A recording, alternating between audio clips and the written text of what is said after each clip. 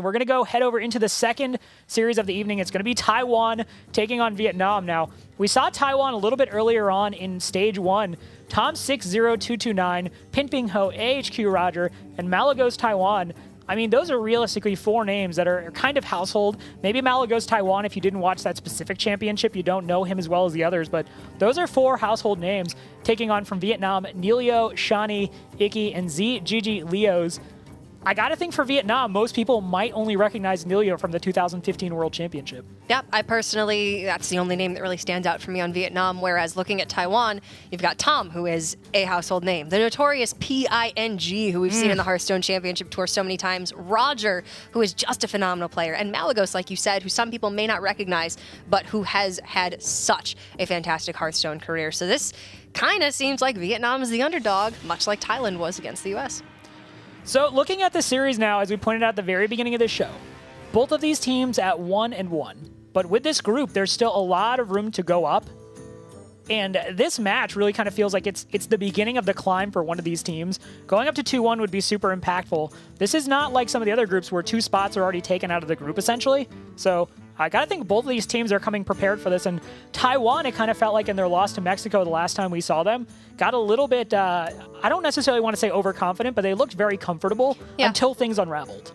Yeah, I don't know necessarily that it was overconfidence, but maybe you go in with high expectations and you don't meet them for whatever reason. Obviously, we're saying that Taiwan has the more experienced players, but at a 1-1 record, these teams are on the same level. It's a level playing field here. They have a 1-1 record apiece, and the winner of this puts themselves in a much better position within the group. So yes, on paper, it looks like Taiwan has the advantage, but do they really? We'll have to see. It can be from any number of factors that Vietnam has the advantage. Yeah, I do want to point out, when we talk about in Hearthstone, you know, the success of somebody in terms of prior tournament experience and being a really good player, obviously the things that make you a good player are certainly going to be there. It's your ability to read situations, understand tactics, do the math. All those things certainly stay with you, but there is a degree of practice in Hearthstone making the difference, knowing the meta, understanding the tech cards, especially in a format like this, where you don't understand necessarily every single deck because you don't have the deck lists. So as much as Taiwan looks favored on paper, we said the same thing against Mexico, and obviously Mexico was able to pull off the upset. Match number 1 is going to be another Paladin mirror. Malagos Taiwan taking on Shani. Now, Shani is obviously a Vietnam native, and she is somebody who is actually out there competing a fair bit in Open Cup. She hasn't necessarily made that big splash. Recently lived in Bulgaria. So she'll be taking on Malagos Taiwan, who is, as his name suggests, a big fan of Malagos the Dragon, and in general, more of a control specialist. So I really want to see if this Paladin deck from him is more in the vein of Control Paladin, or if he's going to kind of use that name and that reputation to leverage it as kind of a surprise by playing something a little bit more aggressive. Yep, maybe you can catch your opponent a little bit off guard. But here we can see Malagos and Shani. It looks like Malagos is going to be on comms with his teams, whereas Shani appears to have some of the other Vietnamese team members in the room with her. So again, lots of ways to communicate with your team. Obviously, I would have to think that physically being in the room with your team, being able to read body language and take, verbal and facial cues, obviously, maybe you can do a little bit more with your 75 seconds per turn if there's some heated discussion going on. But it is very important, the communication aspect in this tournament. Yeah, no, that is absolutely a big deal. We saw just Amnesiac talking about, that last play. Do we kill the 12-12 cleric? Do we potentially let it get Shamblered? And Amnesiac even said, he's very close to making an executive call, as he said. So a lot of cooks in that kitchen. Yeah, there are probably a lot of cooks in the Vietnamese kitchen as well here. So going to have to see how that pans out. We don't have any TJ facts for us to know what they might be cooking, though. No, but what we do have is, I don't know if you saw earlier in the broadcast, we had a burrito and pizza. We did. This has been left here on the desk, so I'm like basically flicking between burrito and camera. So, yeah. But maybe another hour and a half, Rob. We'll get there. So this matchup, though, as we talked about a little bit earlier, if one of them is playing the more aggressive style of Paladins, which has the early Murloc setting, they don't need to necessarily go too hard with the Oracle and the Bluegills, but just the Vilefin Inquisitor, the Rockpool Hunter, the Murloc War Leader, those early minions, it can be a complete snowball. And then the Paladin needs to have very specific tools, the more control-oriented Paladin, to clear the board. And that's something that the control version of Paladins have suffered for. Yeah, they absolutely have. But from what we saw in our first match of the day, it looked like Thailand had a more controlling variant of Paladin that still had the early Murloc curve, but ran double Alder Peacekeeper, ran a copy of Equality, had Ragnaros Lightlord in addition to Tyrion. And it looked like they were ahead to a point. Firebat was able to make a comeback with a more aggressive Murloc variant, but it looked like had Thailand made a couple of different choices, they could have actually taken that game. So it is possible in the control versus aggro for the control to get that upper hand in the early game and be able to have more value in the late game from then on out. But here we're seeing 2 copies of Spike Ridge for Vietnam and a copy of Aldor for Taiwan. So I'm going to have to say that, yes, we're going to see Murloc curve here, but also maybe some more of those controlling pieces. Yeah, going to be interesting to see how this turns out. And we discussed it earlier, but on these mulligans, what the players are looking for is just, again, the earliest possible curves. Oh, wow. Okay, so Doomsayer in the opening hand for Malagos Taiwan. You know, we talked about how this guy is absolutely a control player at heart. And, you know, this could even go so far as to be the N'Zoth Paladin. Obviously, we don't have the lists in front of us. But the Doomsayer certainly tells us a fair bit about this deck. Certainly seems to echo his control play style. Stonehill and Lightlord in hand for Vietnam, however, this very well could be very similar lists for both Taiwan and Vietnam. Yeah, I really want to see this actually just be like the control mirror for Paladin. Ooh. You know, you see at least the Trailblazer.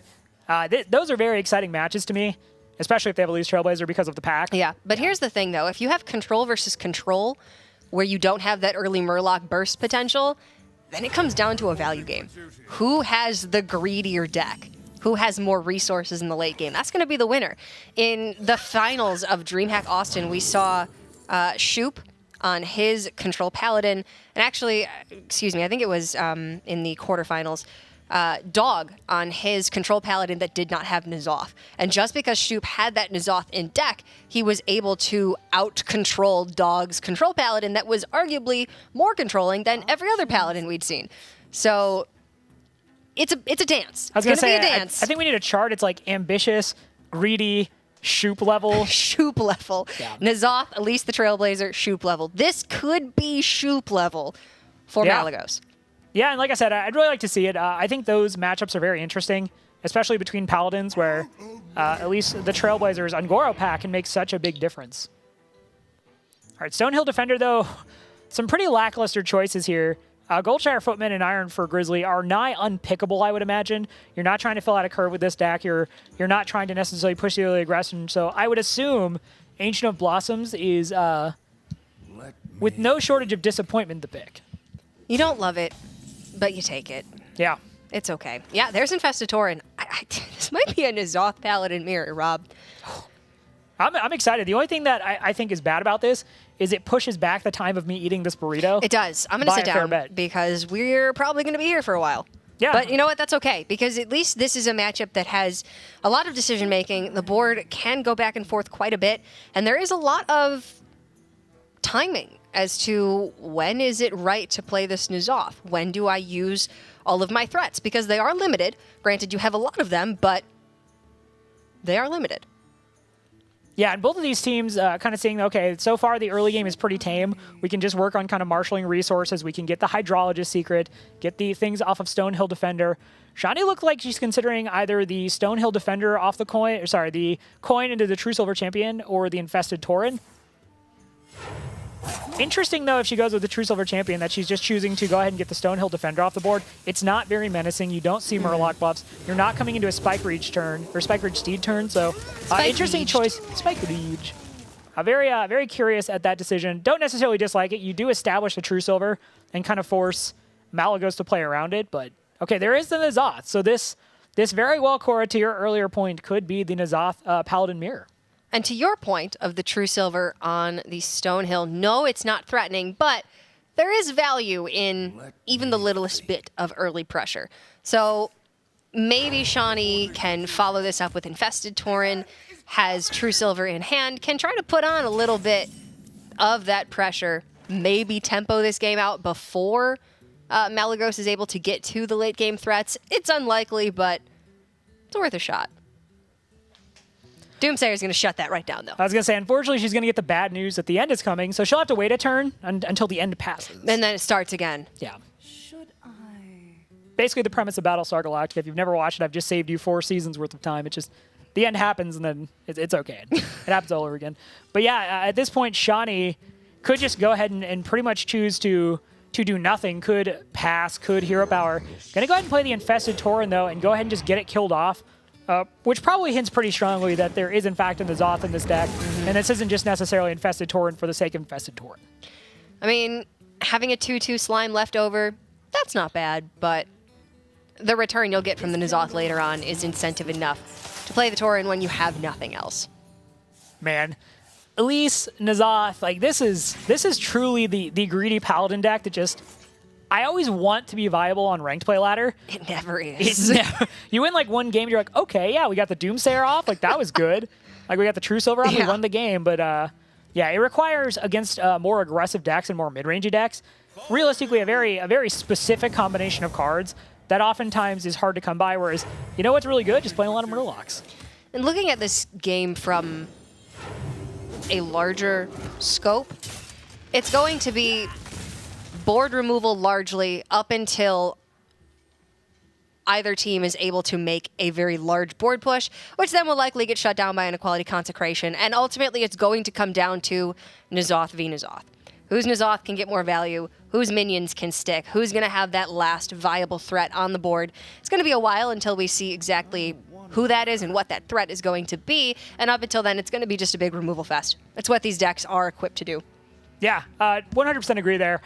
You're pretty much just jockeying for board position and kind of trying to get in chip damage where you can. But you understand, because of what you're facing, that there is a lot of removal. There are a lot of taunts. There's stuff that heals. So, yeah, to the point you made, it might just come down to that very climactic N'Zoth showdown. Sorry, staring at the burrito again. Rob, get some burrito. Clearly, your speech is failing you. Production help! No, no burrito for Rob just yet. But, yeah, Malagos Taiwan basically evaluating how much he feels he needs to put into this board.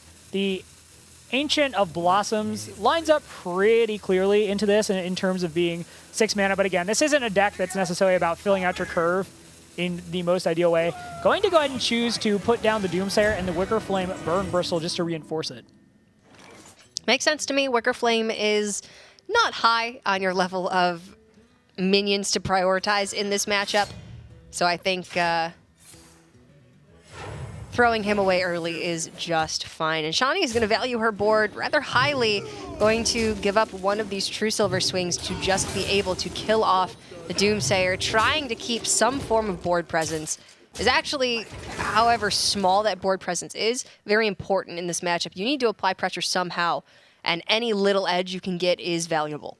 Yeah, and by having something left on the board, A, you're not forfeiting initiative to Malagos Taiwan to potentially play something on 7 mana that's, you know, like the Curator potentially. You could see whatever came off the Stonehill Defender, which is what we see in this case, but you're allowing yourself options in terms of using the Spike Ridge Steed, even developing the second Infested Tauren, because as much as Paladin has the king of removal, realistically, inequality, and all the different ways you can use it, Death Rattles obviously complicate that equation. Lots of great choices to come off of Stonehill, and we haven't really been seeing them thus far in this game. Ancient of Blossoms for Taiwan is pretty underwhelming. You've had Goldshire Footman twice. You have. He's a great guy. He is always ready for battle. I'll give it to him. He's super prepared. Maybe was a Boy Scout early on in life, but Tyrion probably was too. And he has This is the part where I want to regale you with lore, but I know nobody appreciates it, so I'm just going to keep it to myself. Sorry, Rob. It's okay. I'll study up.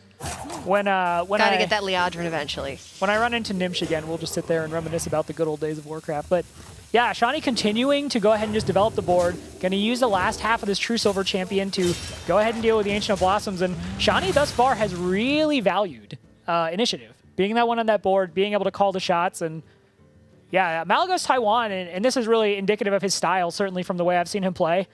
He's very much just being reactive. He's just kind of filling out the board, seeing what's happening. And, you know, he's not somebody who feels necessarily threatened. Obviously, this is not the most threatening board from Shani, but because of his play style, he's not necessarily the sort of person who's going to overreact and misuse resources. Yeah, he's a very patient player. And I think this is a fantastic example of Malagos' playstyle, of his expertise. It is in control decks, and this is about as controlling as a deck gets. So it's pretty exciting, actually, to get him, to be able to see him play in his prime. Wow, so this is, if you're keeping track at home, this is an 8/8. This is an 8/8 that... That's a War Golem, +1 mana, plus yeah. 1/1. I mean, it's cooler looking, yeah, but... Put your faith in the light. All right, that is a much better use of an 8/8 for a Paladin. But Ragnaros is up there. It is an 8/8, can battle, and Malagos Taiwan now probably has to start looking at the situation as, okay, you know, I've seen a little bit of the death rattle aspect of this. There is a chance that the N'Zoth could come down in the next 2 turns, and if the Tyrion dies, then that's a lot of value to get through. And that is where the N'Zoth Paladin can run into trouble is just interestingly enough in the mirror. You know, he who N'Zoths first and gets the big N'Zoth board, because even after you clear it, if a Cairn comes back and you have these death rattles, you have Infested Tauren, you have Tyrion, it's just very difficult to clear again. He who N'Zoths first is the bringer of death. Wow. You should write books. Nah. I wonder. All right, so I don't know that Malagos, anybody would read those. Malagos Taiwan, looking across his options, and Stampeding Kodo does get you some value. Realistically, I think that's maybe the target you want to hit because you get through the first half of it, but there wasn't necessarily a bad target per se to hit, and going to go ahead and just use Ragnaros Light Lord as a Wrecking Ball and just be like, well, it's going to heal something. If it heals itself, then that's really great. Nah, but Ragnaros, he's a giver. He's like, I got you. He loves birthdays because he loves giving presents. Yeah.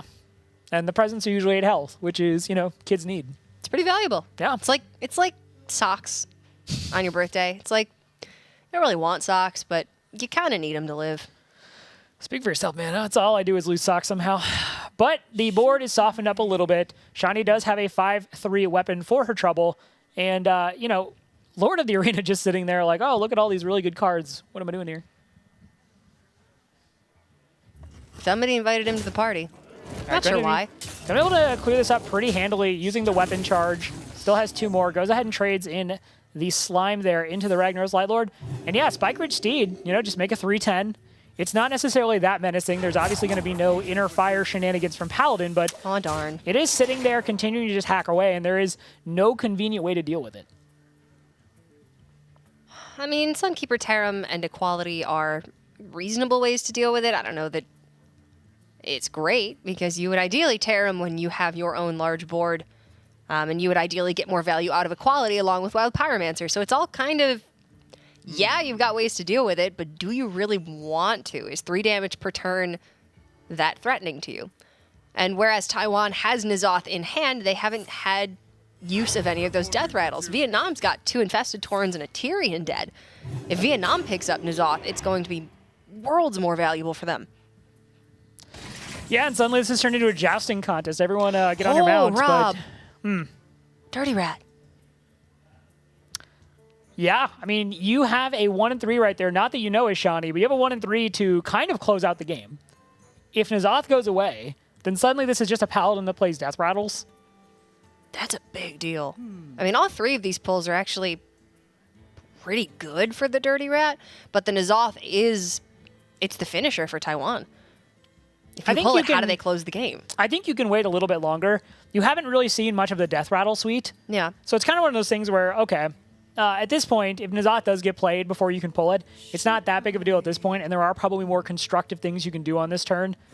Basically just force some kind of big removal from Malagos Taiwan, and you know your board is bigger. And Shani has thus far shown that she's just more than willing to just continue to populate the board and demand answers from Malagos Taiwan. You've seen Double Doomsayer. I haven't seen the Equalities just yet, but that might even be what she's kind of angling towards is, okay, just bring out that Equality. You know, I've got Stegadon spawning from the Spike Ridge Steed, and that's one less Equality you have to deal with a giant board later on from an N'Zoth. Yeah, I mean, this is not a board you want to Equality if you're Malagos. Tyrion, however, looks pretty good on almost any board. All right, so Tyrion does come down there. I have to imagine the rest of that is just going to be the hero power charge, but yeah, Malagos Taiwan slowly hacking through the board. Lord of the Arena does have taunt, so thankfully Malagos Taiwan doesn't have to deal with that giant Stonehill defender on a dinosaur. Oh, there he is. Okay. So N'Zoth, obviously you're getting a fair bit of power back. You're getting the Tyrion. You're getting the 2 Infested Taurens. But you haven't seen any equalities just yet, and you already have a pretty sizable board. You'd have to sacrifice something first, which, to be fair, you're probably going to get rid of the Divine Shield off Tyrion anyway. But I don't like this being the turn for N'Zoth necessarily. You could choose to just kill Tyrion this turn. Yeah. And then you could develop Rag Light Lord, keep your board small and sort of resistant to removal. Okay, small. Quotation marks. Air quotes, small. Or you could just go for it. You could just N'Zoth. I don't think you're really in any rush. Just look at the hand size of Vietnam compared to Taiwan. Vietnam has far more resources. They still have minion generation. They have disruption methods with Dirty Rat. The only thing they lack is really large board removal, but Primordial Drake is likely enough to get the job done, especially when they have board presence and Taiwan does not.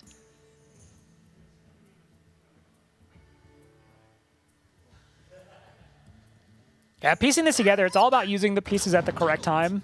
And it's definitely, as I said before, it's not a race to just put power on the board and just overwhelm your opponent. You have to approach this very strategically, and that's why we're seeing resources like Dirty Rat and N'Zoth saved for Vietnam, because they feel like playing it down just now isn't necessarily as impactful. Getaway Kodo off the Hydrologist, and this is just another situation where they want to make sure, Taiwan is getting value. Taiwan did have the option of Equality, Hydrologist, Wild Pyromancer, and Secret to be able to keep some presence on board and clear off everything except the Stegodon for Shawnee. But I think those resources are just more valuable than the Sunkeeper Tarim. So this makes sense. Yeah, for Hydrologist to die first before Sunkeeper Tarim, it's going to take it's going to take some more resources than you would imagine Vietnam wants to spend. And even if Hydrologist gets bounced, it's okay. Yeah. It's Hydrologist. Like, that's totally fine with you, but getting Sunkeeper Tarim again is definitely something you would feel really good about. Now, we did see Shawnee go ahead and draw Cairn, so Shawnee and the rest of Vietnam are actually closing in relatively quickly on kind of the grand suite of what you get off N'Zoth. Sylvanas no longer playable in Standard. Obviously, that used to be a big deal. But yeah, you've seen 2 Infested Taurens now, Tyrion, and you've seen Cairn now, so we might actually start seeing N'Zoth pretty soon. Ungoro pack. That could be a game changer depending on what's in it. That's quite good. Let's go ahead and open that baby up. Ooh, Meteor. Servant of Kalamos, Bright-Eyed Scout. Cornered Sentry and Evolving Spores. Yep, Evolving Spores. So, not terrible, all things considered. Meteor is actually a pretty big deal, I feel like. With some of the health totals you can get off Spike Ridge Steed minions. I mean, even just look at Meteor this turn. You Meteor the Steed, you kill the Light Lord, you damage the Cairn, then you can run in Hydrologist, kill the Cairn, kill the Bane with your Ashbringer. You leave a 1/1 on board. And you can Hero Power if you want. Yeah, I definitely do not dislike that play. Looking like they're going to go ahead and deal with the Cairn. So Cairn is now fully gone. The 1/1 goes along with it, and I get a little bit of a value trade with the Hydrologist into the Stegodon. Yeah, this saves Taiwan some damage to the face. It puts some damage on the Tarim, but it doesn't matter. Tarim's likely going to get away Kodo'd, and this keeps your Hydrologist at 1 health. Okay, so this is a weird point, because prior to the Ungoro pack, we saw that Malagos Taiwan didn't have a lot in hand, but so basically what I'm going to ask you is, does seeing more cards in hand, even though you realize they are likely not Paladin cards, they're likely not the ones that interact with the board in a way that's going to upset you, does that maybe change the timetable in which you play N'Zoth the Corruptor? It's definitely possible. No, they're likely not all Paladin cards, but at the same rate, you have to understand how the Ungoro pack works. The Legendary drop rate is higher, as well as the Epic drop rate, so the value of the cards is generally going to be pretty good. But then you need to understand, well, what's the scope of the Ungoro set as a whole? There's not a ton of AoE. Primordial Drake, King Mosh, maybe. Not too many options. So how much of the Ungoro set is actually going to put a dent in your plans with N'Zoth? I don't think it's too much. Sure. But you do need to definitely respect 5 random cards. Yeah, it's going to be in the forefront of Vietnam's mind, but yeah, just in front of that is going to be, again, the equality dynamic, which continues to be, I think, the thing they're waiting for on pulling the trigger for N'Zoth is at least seeing 1. I think you're just fine to be able to wait a little bit. You still got resources in hand that you can play before N'Zoth. Maybe Stonehill gives you a second Tyrion. That would certainly make your N'Zoth stronger. Yeah, and at this point, you're still the one pushing damage. You've basically got Malagos Taiwan down to half health. I agree. You definitely don't need to do anything necessarily in a knee-jerk fashion. Yeah, wait and see. Let Malagos play some of the cards. See what there is.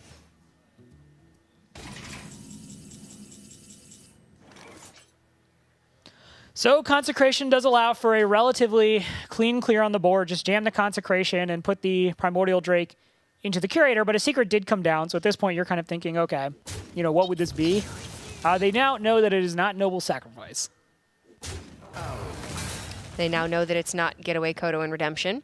It's like Guess Who? They're just putting things down. Like, Yeah. Are you the secret that brings back a minion? Are you Eye for an Eye, or are you Repentance? Oh, that cup is so cute.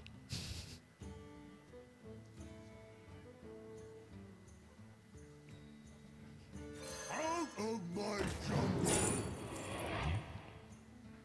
So those are okay choices off the Stonehill Defender. Wicker Flame Burn Bristle is part of that holy triad of 3 really good Yeah. draws you can get off of Stonehill Defender. But actually, Grindstream Protector, especially later on in the game, obviously commands a lot of value if situated in between minions.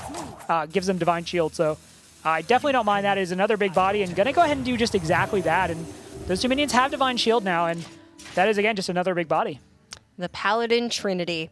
And then Grindstream Protector's like 4th place. Like a solid 4th place. Well, I mean, it's but not a 4th legendary, place so he's still. not like... Yeah, Yeah, he's a little bit outclassed, but Grindstream Protector is certainly... still very solid. One of the options you feel good about.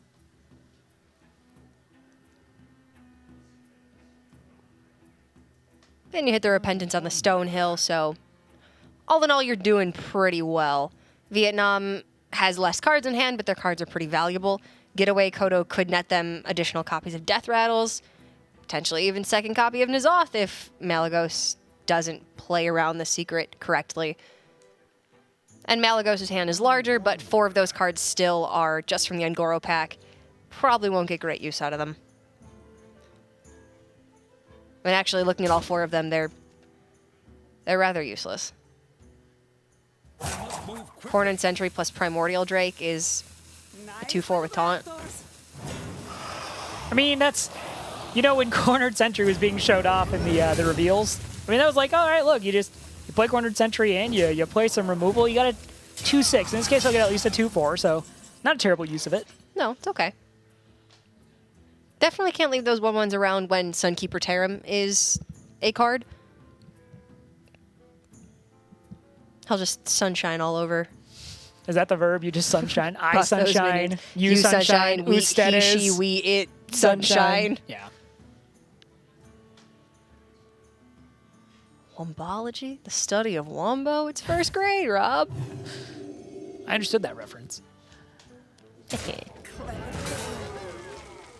All right, so goes ahead and deals with that, and that is Spikeridge Steed onto the Primordial Drake. I mean, this really, you know, you guys last week had the Shaman mirror, you and TJ. Whew, but this that is was also a long one. This is another one of those matches where it's very grindy, and it kind of comes back down to who blinks first on the N'Zoth, as we said. At least in this one, the face has been attacked before turn 20. Okay? And things did happen on the first 6 turns other Yeah. than Hero Power Pass. So I will say I prefer this matchup. It's a little bit more lively. The Shaman one was long. Yeah, that certainly harkens back to the old Control Warrior mirror of days past. The Control Warrior mirror, you did nothing for the first 20 turns, but then Elise the Starseeker just decided the entire game. That was kind of fun. The Shaman game wasn't all that fun. No, it's true. With Elise Starseeker, there certainly was the kind of proverbial pot of gold at the end of the rainbow. Yeah. Because you're like, all right, if I just get to the end, I'm going to get cool like legendary spam and 6 Nat Pagels and a bunch of nonsense. But yeah, with the Shaman one, you definitely run into some problems. I mean, I just think that long-term control decks that build up to that tipping point, in this case, it's N'Zoth. In the old Control Warrior mirror, it was Elise. Whereas with the Shaman mirror, you just don't really have anything. I mean, you had Spirit Echo, but then you just devolved. It was just long, but that's not the point. So here we can see Bright-Eyed Scout doing her thing. turning that Stonehill into a 5 attack. Could have been a worse outcome, I suppose, for Malagos. 5 mana. That's definitely not 5 attack. 5 mana. Yeah. Excuse me. If that thing had 5 attack, it would be quite good. That card would be crazy. But no. No dice. Science would have gone too far on that one, to be sure. But Dirty Rat, Shani just feels like it's the time to just go ahead and pull the trigger, see what she gets. Now, Stonehill Defender is not terrible. You are denying, we talked about just how good the Paladin's options are on those Stonehill Defenders. So I don't necessarily hate that, even though I think what you're looking for is certainly always best case scenario, just get rid of N'Zoth. You can still feel pretty good about that. It's not like you pulled out something terrible. I mean, the Stonehill is potentially a Tyrion that you've eliminated from the equation. That's pretty strong. I would say that's second best in the hand for Malagos. Picks up the Consecration. We see a little bit of clapping there because now Malagos has a guaranteed board clear against Shani. And like you were saying, it really is just who blinks first. Yeah, Malagos is down very low, but... Yeah, and I was going to say, card count is actually extremely relevant because there is just a place where everybody just goes blow for blow, and then it just comes down to, okay, it's time to fatigue. And to your point, Malagos' health total is so low realistically for what the Paladin kind of expects to have by this point in the game in a mirror, that it's certainly a consideration.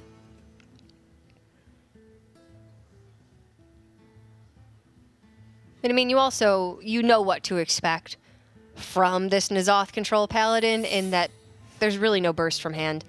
I mean, other than True Silver and a Consecration, so at most 6, but not really much more than that. So although Taiwan is only at 8 health, they can feel relatively safe here.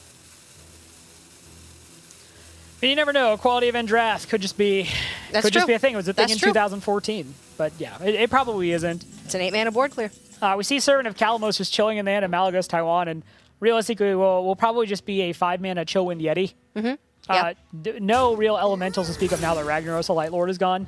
So probably not necessarily going to be value. It's just going to be the big body. At one point, it really felt like Malagos Taiwan was starting to run dry on resources, and he's actually done a pretty good job. And again, I wouldn't expect any less from a player with his approach of kind of like eking himself back in just in terms of like overall value of hand. Both players are just sitting on those N'Zoths. Well, it looks like Shani is very tempted to play it. You would get 2 Infested Torrents, Cairn, and Tyrion. So that would fill up the board fully to 7. She did just see a Consecration come out from Malagos, which means she's probably not too worried about Consecration equality. Seems like a pretty good time to go for it. Yeah, I mean, he's at 8 health, as we pointed out, so this is certainly seems like an okay time to pull the trigger. So you have equality, but you have no Consecration. Yeah.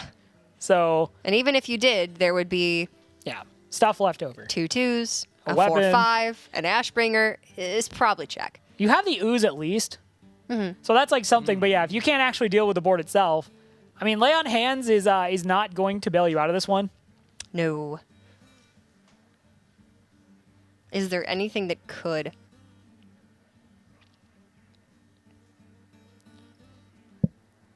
Stonehill into Terram, you could take out 2 threats. I was going to say, if you equality Lay on Hands, like that still just doesn't really do much at all. No. You'd still leave behind 5, 7, 9, 13, 18. Yeah. Yeah. You're just dead that way. All right, so you go this way, and you destroy the Tyrion. You give him the sword there. You go ahead and just use a Gluttonous Ooze. You get 5 health for your trouble. You've gotten rid of a big threat. Yeah, I mean, you play the taunt, and... Infinite taunts? Trying to think, you could have gotten Pompous Thespian as well. That could have been played into True. as a 2-mana taunt. 5, 7, 9, 13. Malagos is at 13.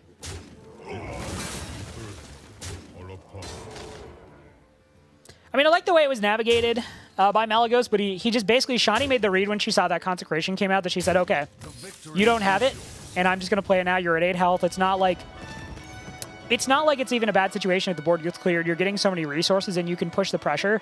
And Malagos Taiwan just didn't even have the resources to even deal with the board. So that was a long game, but I really like the way Shani navigated that. I think that's the correct way to do it. She put on as much pressure as possible. Yeah. When you have a deck that is that controlling. She really valued very highly even just boards of very small minions, so far as trading into a Doomsayer to protect an Aldor, using a True Silver to trade over a Stonehill just to protect a Hydrologist. It seemed, maybe a little bit greedy, but that's what you have to do to put on that early pressure and close out the game with N'Zoth when your opponent is at a low health total. So very well navigated by both of these players, but ultimately Shawnee was able to get a leg up and is going to take game number 1 for Vietnam. So game 2 is going to be Tom 60229 on the Mage versus Iki on the Warrior. You, Rob, said that you really have loved watching the evolution of Mage over Journey to Ungoro. Yeah, when Journey to Ungoro first came out, Year of the Mammoth, everything suddenly changed. You have cards rotating out.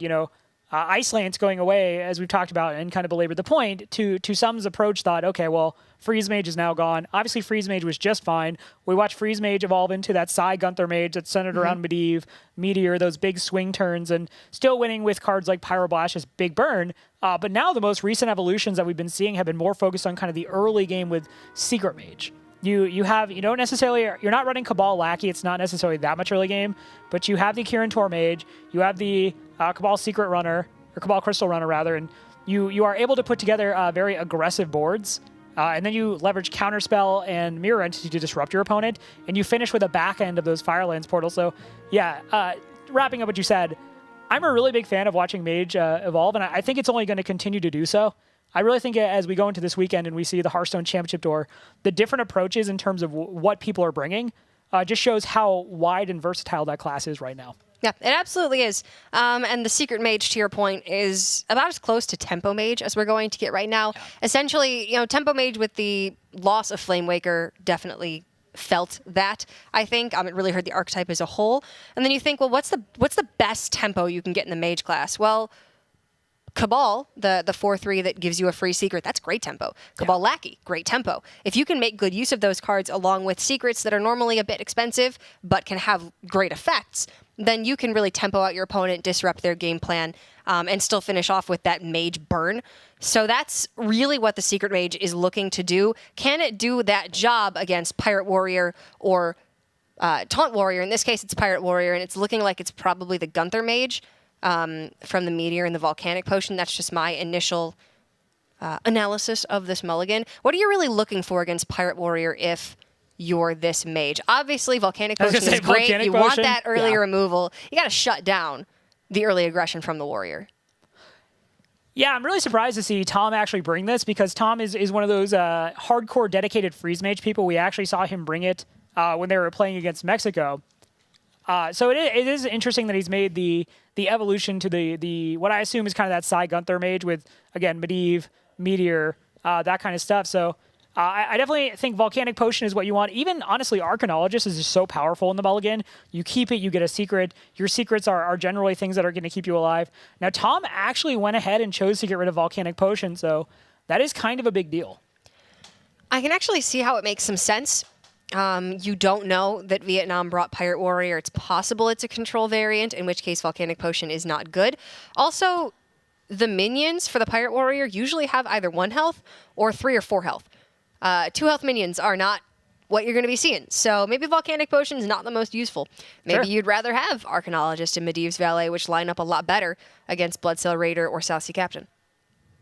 Yeah, fair point. Now, I am curious to see if Vietnam will be including something I've been seeing more of lately in Pirate Warrior, which is Eater of Secrets. I have actually been seeing... Yeah, now this was a card that when Eater of Secrets came out, it was almost kind of a joke, just right there with Purify. It's a meme. People were just sitting there saying like, oh, this is just not very good, especially compared to, say, Kazan Mystic.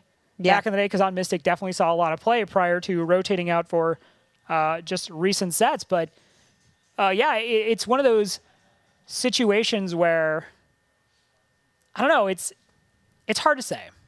I don't know that Eater of Secrets is necessarily a bad card, and obviously it serves a very specific purpose, which is to help you beat Freeze Mage. Yeah. I mean, and obviously we saw, an Amnesiac's Pirate Warrior list, for instance, the Worgen Infiltrator.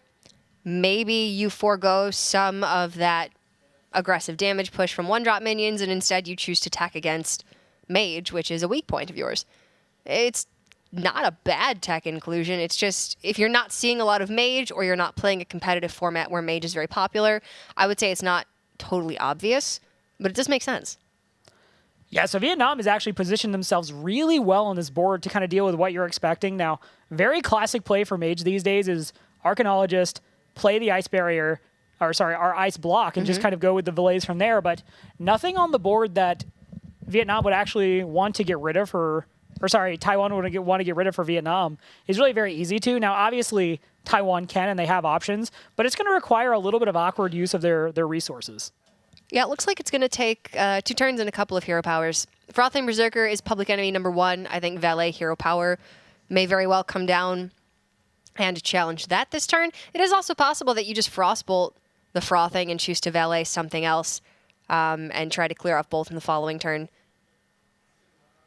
Okay, Yeah, this now- also is Well, interesting. This builds your board. It does. So it's one of those things where I agree the ping is certainly cleaner, and you say the Valet for something else.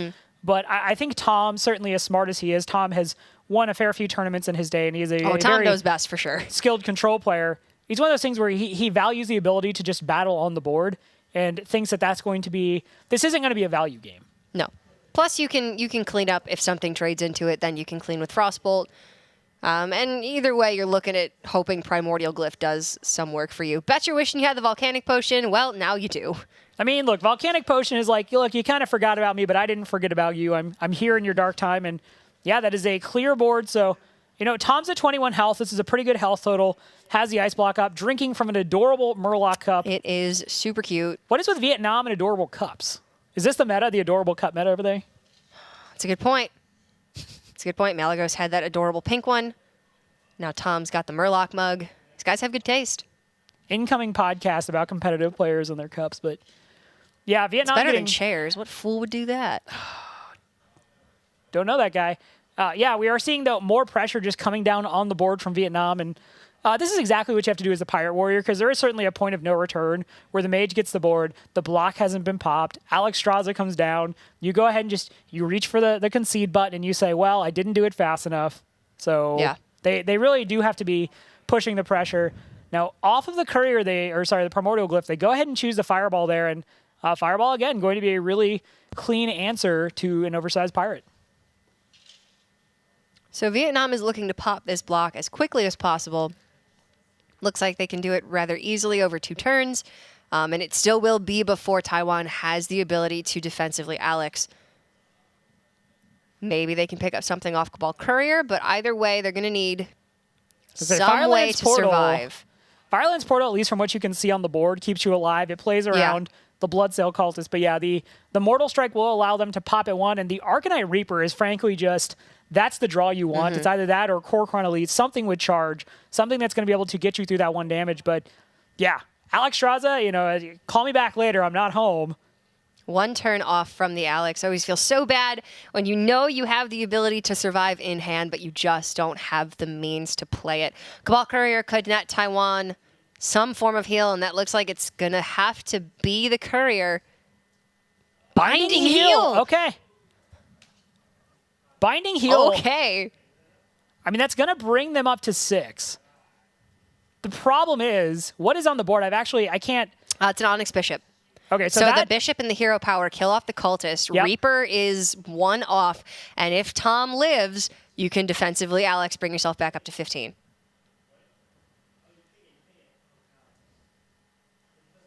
all right, so some daylight for Taiwan. Now an upgrade makes this all for naught. An upgrade, a Kor'kron Elite, Salsi Deckhand. There's just a couple different things here. Well, you can't play the Kor'kron this turn. It's upgrade or Oh, Deckhand. no. Mortal Strikes 1 off. Taiwan is going to be able to defensively Alex Straza. Tom cackling. He's like, haha, nerd, I gotcha. Rob, no. I mean, that Binding Heal off of the Courier was just... There's a lot of Priest healing options, but not a lot of them that are that cheap that make it able for you to kill your opponent's minion on the same turn. So this was... I mean, that's That why is you pretty run the good. card. The flexibility of the Saigon Thermage, I think Raven said it, and he summed it 1 up best, card off. is just that you have the ability to discover things that allow you to adapt your playstyle to what you need. And in that situation, look, the Priest card was a heal. It's not that uncommon, but Well, yeah. Icky looking he's still a got little bit defeated. lethal next turn if... well, you can just Frostbolt Frostbolt, yeah, face. yeah. Yeah, okay. And Counterspell. Okay, yeah. Super, yeah. Super, yeah. This is a yeah out of 10. Ooh. Can you kill him? 6, 9, 14, 17, 19, 26. Yeah. You just kill him. That's pretty good, too. Don't give 27. him another chance. Yeah, Icky going, what? Hoo-hoo. Yeah, that's, you know, your luck can change that quickly in Hearthstone.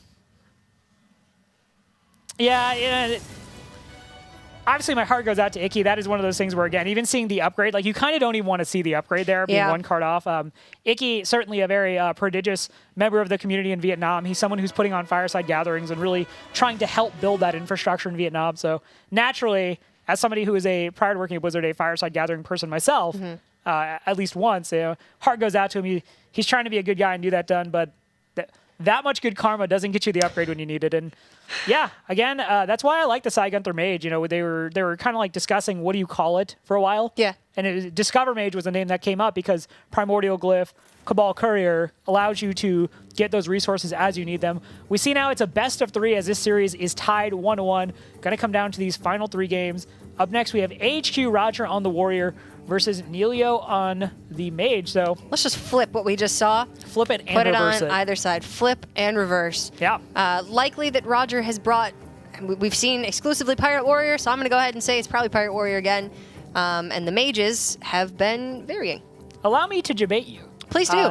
This is a team that I love really a good values. debate. Prepare to be debated. Got to point out that this is a team in Taiwan that generally enjoys control decks. It's true. So, and if you're making decks by committee, I don't know, maybe that's just something that gets in your head. If And you're saying, Malagos is like, no, we're bringing a Control Warrior variant. yeah, that's a big Who deal. is Roger to, you know? Roger's a rogue player too. That's his favorite class right there. At least the last time we spoke to him. So, you know, it's one of those things where, you know, for example, Life Coach, and I bring him up obviously. Life Coach, you know, not necessarily competing as much, but Life Coach is always somebody who more so than adhering to what the meta demands, or maybe adhering to what the most powerful deck is, has always kind of played it his way, which has been that more control fashion, at least most of the time. Life Coach plays by Life Coach's rules. And it might be possible that Roger plays by Taiwan's rules. That is possible. Yeah, We'll have to see. Yeah. Otherwise, as we discussed, we won't necessarily belabor the point again, but Mage has a wide range of things it could be. And I think right now, it depends on your kind of understanding of what is the forefront of the Mage meta. Because right now, Secret Mage is all the rage, and then there's kind of a lot of Freeze Mage. So it's just lines up so perfectly. Sometimes you just, gosh, we're good at casting.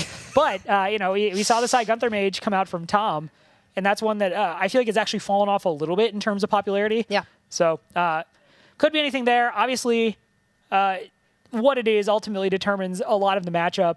Freeze Mage into Control Warrior or Quest Warrior can be very difficult. It's certainly not the 90-10 matchup it has been at points with Justicar True Heart's involvement, but it's still an uphill battle for the Mage, and yeah, that's it's just going to come down to whatever they're actually playing.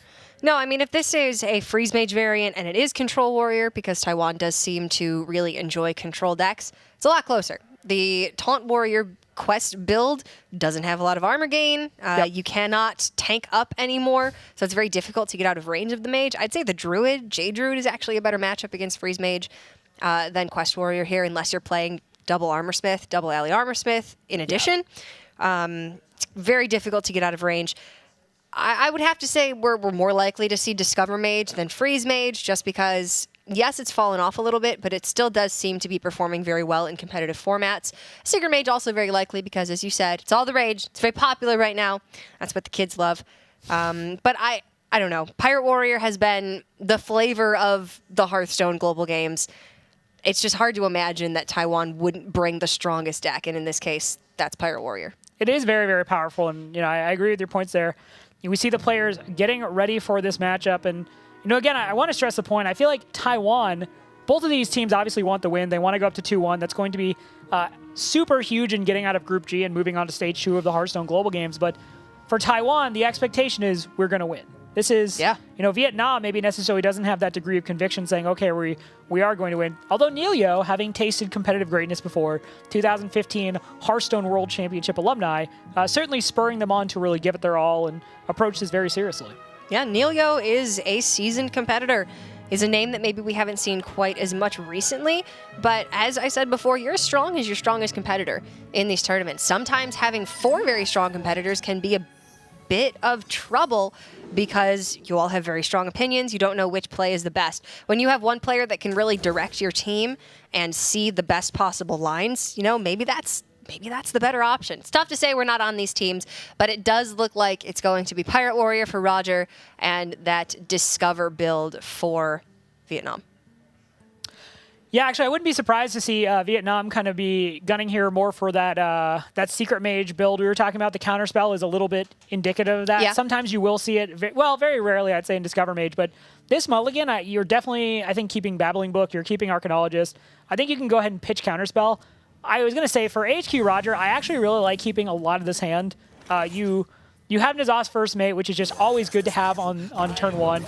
You know, if you'd gone into the Bloodsail Raider where that Mortal Strike is, there were certainly maybe consideration points to just coining out the War Axe and then playing the Bloodsail Raider after, having that big 5/3 Pirate. But yeah, these are both really powerful openers for these teams. And, you know, Vietnam looks like they're actually playing something a little bit different than even what we're used to seeing. Arcane Missiles, Arcane Explosion, Burgly Bully. These are not normal inclusions in these decks. Well, the Explosion did come off of the Babbling Book, which Sorry, is I was talking to you, yeah. a rather common common inclusion, excuse me. And then Burgly Bully coming into hand. So I did say it looked like Discover because Taiwan did have Counterspell in their Discover Mage in the last game, I believe. So, but to your point, yes, this is looking more like a Tempo Secret build with the inclusion of the Missiles and the Burgly Bully, which fortunately line up pretty well in this matchup. Arcane Missiles is never a bad thing against a bunch of low-health minions. I mean, that said, Pirates are deceptively tanky towards, like, I would say the later end of the early game. You know, they kind of get away from being those 1/1 minions. Like, you have the N'Zoth's First Mate, you have Patches, you have the Salcy deckhand, but then things start to pick up in terms of, like, 3 and 4 health minions with a lot of the core Pirate package, Frothing Berserker, so... Deceptively tanky, insanely dangerous. I was going to say, I was thinking about the key line, too. I don't know what tagline to put there. Yeah. All right, Good setup, though, Rob. Good setup. The secret package looks like it is Counterspell and Mirror Entity. These are kind of the hallmarks of what's going on in kind of the new way to play Tempo Mage with the secret heavy build. And the Mana Worm definitely speaks to the fact that this is a deck designed to be a little bit more aggressive. Mana Worm stays in the hand, and that's completely reasonable. It'd just be offering it up to the South Sea Captain. Yeah. And you definitely don't want to do that. At least if the South Sea Captain trades into the Arcanologist, you have the ability to ping to finish off the South Sea Captain, barring the other South Sea Captain coming down. Yeah. Or you could make use of the Arcane Missiles and try to fit in one more piece of mana somewhere. Fly, Polly. Either way you look at it, the Mage is playing catch-up in this game. And if they're able to remove the early minions from the Warrior, then they can develop their own larger minions, which will pretty much always win the minion war. But you have to get to that point. You need to find Frostbolt. You need to find Fireball. If you have Flame Strike in the deck, that's a great Roger card getting to so pick up. animated there. Heads up play, by the way, from Taiwan, realizing that, you know, what they have in hand is going to allow them to buff a weapon. They choose to just go ahead and get rid of the Rusty Hook because they have the Bloodsail Cultist in the upgrade. They think, okay, we want to be buffering the Fiery War Axe. They go ahead and upgrade first, so the upgrade could have been interrupted. But in this way, your weapon more than deals with what's being generated. Yep. So this is really, really good sequencing, and I think just thus far, really good play from Taiwan for this Pirate Warrior. I think as aggro decks go specifically, Pirate Warrior, there's actually deceptively, and I feel like I keep saying that word now, but there's a lot of room to actually navigate your plays. You talked about how earlier, you know, Amnesiac and other players have different approaches to it. There's the approach where you just kind of like play what is, you know, printed on the card in terms of mana, but that's oftentimes the incorrect way. It's a matter of like bundling up the synergies with weapons, pirates, and then comboing out something that on tempo is just really difficult to deal with. And that's thus far how Taiwan is approaching this matchup. It's a great point, Rob. It's very similar to what we did see with Amnesiac. Sometimes you need to play the Pirate Warrior in a not so obvious manner. Sometimes 1, 2, 3, 4 mana cost isn't necessarily the right way to do it. A lot of times it'll get the job done, but there are also better options. So Taiwan is making good use out of all of those options right now. And Vietnam needs to find a way to stem the blood flow because it is a lot of damage on board for Taiwan right now with a 5/2 weapon attached as well. Yeah, a lot of discussion going on right now because what you see as being like obvious to filling the mana curve is Burgly Bully, but you realize that Burgly Bully is probably not actually going to get much done. So they went ahead and made the play with Arcane Missiles. Ended up working out pretty decently. They got some pressure off the board. I think the South Sea Captain was certainly the big target you wanted to get rid of, so I definitely don't dislike that. Frothing Berserker, though, off the top is a pretty good pickup overall. Only 2 secrets in the deck for Vietnam, the Counterspell and the Mirror Entity. The Arcanologist not pulling anything from the build. What are we usually seeing in dedicated secret tempo mage decks? Like 4 secrets? Yeah, it's 4. It's the 2 Counterspell, 2 Mirror Entity package, but you kind of wonder, okay, what did they have to cut to play Burgly Bully? Yeah. What did they cut for the Arcane Missiles? It is one of those things where if you're looking to have a little bit more pressure or durability, you may say, okay, I basically just need one of those secrets to accomplish the tempo disruption I'm looking to do on my opponent. But yeah, it is definitely weird to not see that be at least a 3 secret package. Mm-hmm. I mean, maybe you're just choosing to play more tech cards. Yeah, and to be fair, from what we've always traditionally seen from Asia Pacific, that is definitely the region that is certainly That's a more good interested point. in playing tech cards. China as well. Yeah. It's those are the places where you tend to see sometimes tech cards that a lot of the Western pro players kind of look and say, okay, well maybe we don't actually need that many, or maybe that's kind of diluting the overall win condition of the deck. So, all right, Mirror Image there. Obviously really powerful against aggressive warriors. Has really been that way since time immemorial. I mean, 1 mana going to shut down 10 damage worth of attacks. That's pretty strong. And Taiwan doesn't have a way to push through 4 lethal this turn, even with Mortal Strike, I don't believe. You can Mortal Strike 1, hit another, and then your Frothing will be at 7, so you'll have 8. Yeah, Not the problem quite. is this is a really bad spot for Vietnam because they're not playing the version of Mage that has Ice Block. Yeah. They don't have Alexstrasza, presumably, to boost the health back up the way we saw in the previous game. So this is just kind of a really rough spot where, over time, they're going to have to try to assert an aggressive agenda against the Pirate Warrior, which is already giving them kind of a vicious thrashing, as Pirate Warriors want to do in general as a deck. That they do.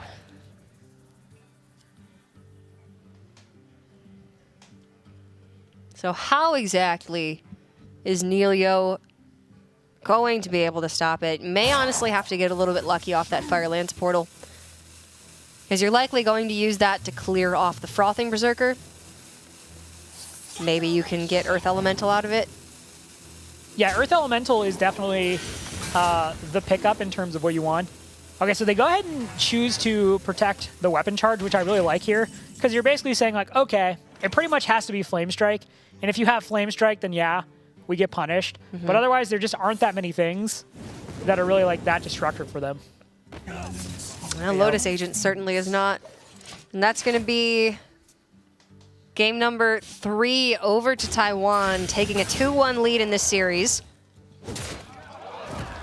Relatively straightforward Pirate Warrior game. Not too much disruption that the Mage could provide, unfortunately.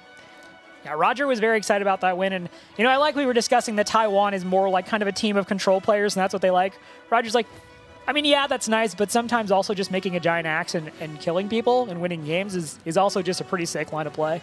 Whether you hit your opponent in the face from turn 1 and kill him on turn 5, or you wait until turn 25, you accomplish the same goal, Rob. I mean, one just And in quicker. one case, you get to go to bed earlier. One So- gets the casters the burrito faster. That's true. That's true. 2 casters, 1 burrito. All right, let's go ahead and take a look Don't know at how the that score. one's going to turn out. Not well for you, I can promise. We see Sucks to be me. 2-1 in favor of Taiwan. Tom 60229 and AHQ Roger getting those wins, and now it is on match point for Taiwan. It is up to the shaman himself, Pimping Ho, Didn't pick Shaman. who chose to play Druid. Now, we have seen Pimping Ho playing a lot of Shaman, unsurprisingly. And Shaman, realistically, much like Mage, has kind of been going through a lot of these mini renaissances in the past couple weeks in terms of how you build them. So I do think it's not a bad time to play against the Shaman, but looking at what ZGG Leo's had, might feel that if he's playing up against the Rogue, the aggro Druid, if that's what it is just a little bit stronger overall versus the Hunter or the Rogue. Yeah, that's absolutely true. If you do have an aggressive Druid build, it's just going to be faster than the Rogue and likely even faster than the Hunter. You can just put down more resilient minions on turn 1 and 2. Whereas Shaman, yes, it's been changing very quickly. You can certainly surprise your opponent with what you've brought with the Shaman, but overall, I just don't think it's stronger than the Druid. Druid has the highest representation in the Hearthstone Championship Tour Spring Playoffs this weekend for Europe. So I think that's a great indication that if you have the option to play Druid, you probably should.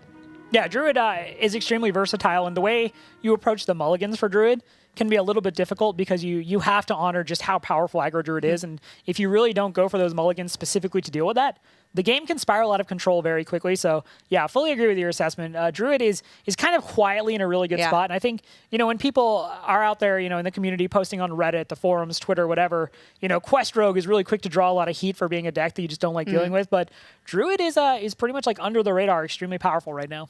It definitely is. It's very consistent. It doesn't draw a lot of bans in a ban format because, like we said, Warrior and Rogue are the more obvious choices, I think.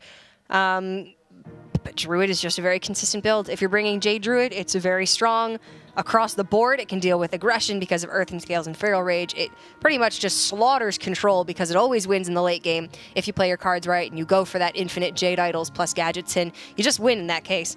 So Druid is very well positioned right now, but Rogue also has that destructive potential, Quest Rogue especially, but you heard Amnesiac say that Miracle Rogue is also in a very good spot. Yeah, Miracle Rogue definitely in its own right. Certainly very powerful if you stick the shares in early on. You get the Gadgets and Auctioneer going. Obviously Conceal no longer a part of the equation, but you can cycle through a lot of spells, draw a lot of cards, play the Giants, but we are looking at Quest Rogue and Aggro Druid. Yeah, I don't think there was any universe where this was ever going to be Jade Druid. No. In my opinion, based on the way Pimping Ho chose this. So Aggro Druid is extremely strong against Quest Rogue. This is realistically, I would say, one of Aggro Druid's best matchups overall.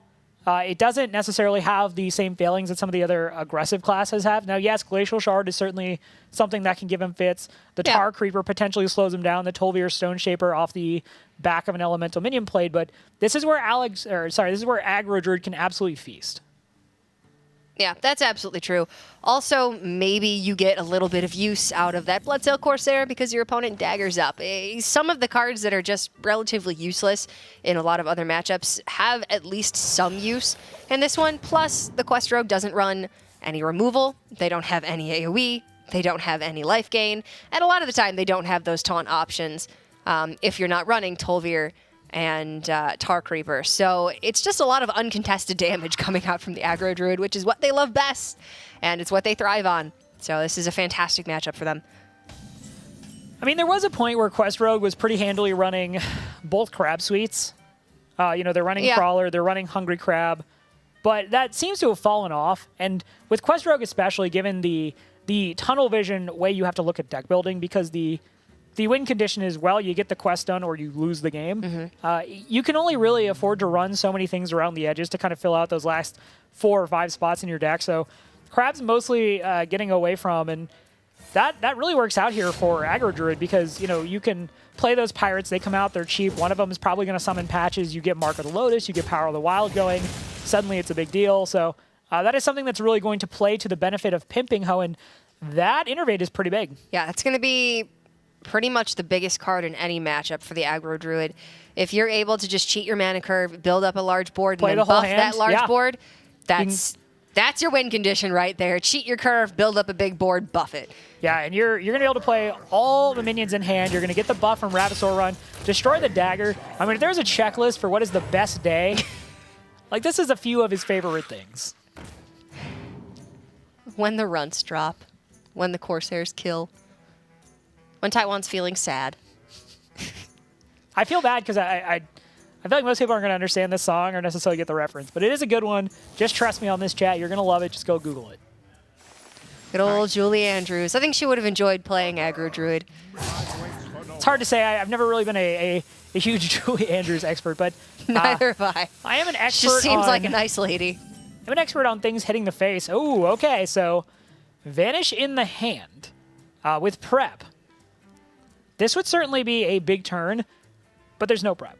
No, there's not. So as much as I'm saying oh, look, it's Vanish, it's see you in 3 turns probably. And in 3 turns, we're probably dead because that's a 3/3 with Wind Fury, and Taiwan could very well pick up Savage Roar off the top and just end the game now. I think that Dinosaur's Face honestly also sums up my feelings on dealing with Quest Rogue. Yeah. Yeah. But the Vicious Fledgling right on time, and again, because of the lack of backstab and removal, you see ZGG Leo's is just kind of making It looks pained. This is my life now. It's pretty much, I think you're pretty much looking at prep into Vanish. Or else things are going to get real bad. And things are already real bad. And even if you do that, though, Taiwan gets to develop again. Fledgling's going to hit your face eventually. Yeah, we saw the novice engineer come down on the last turn. Something I was kind of like considering on the very edges there was like if you played the Flame Elemental and then drew Tolvir. Now, I want to say the Tolvir would actually, soften up the board a little bit, but I definitely don't want to paint it as like, oh, Tolvir was going to turn the game around. Novice Engineer drawing for more things, especially drawing for the preparation, is certainly the safer line. Pimping Ho is like, that's a pretty great accuracy game. I put down my minions, I buffed him.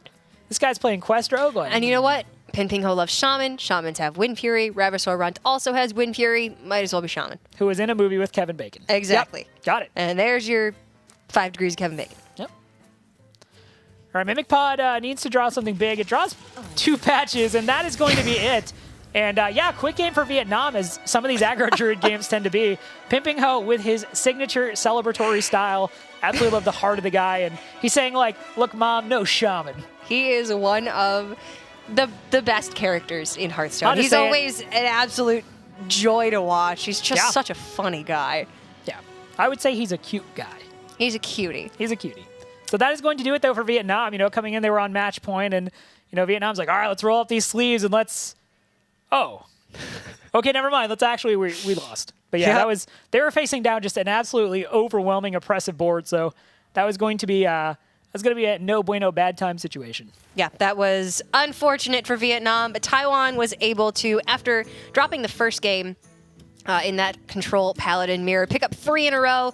Tom, Roger, and Pin Ho doing some work, getting it done for their team, and going 3-1 over Vietnam. So now Taiwan is going to go up to a 2-1 record, whereas Vietnam is going to drop to a 1-2. So here you can see Taiwan has moved up to the 2nd place position. Right in between the 2 Mexicos, twice. yeah.